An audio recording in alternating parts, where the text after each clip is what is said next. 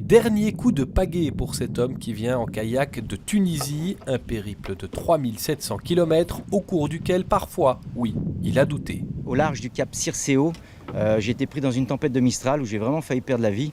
J'ai eu une élongation un étirement des ligaments. Après, je me suis démis aussi une vertèbre. Et pendant 10 mois de convalescence, à mes frais, puisque je n'avais pas de sécurité sociale, 10 mois de convalescence, 2500 €, je me suis vraiment posé des questions. J'ai dit, à quoi ça sert tout ça? Pourquoi?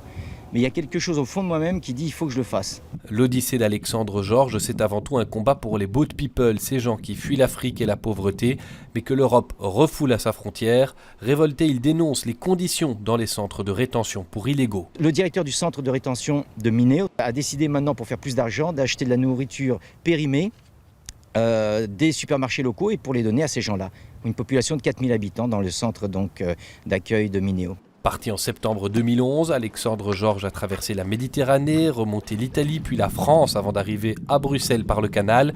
Un trajet similaire à celui des candidats à l'asile qu'il veut défendre. Il faut que le système change. Alors bon, on ne va pas taper sur la tête à qui que ce soit, on sait très bien que ça serait trop compliqué de punir tous ces gens-là. Par contre, on peut faire une chose.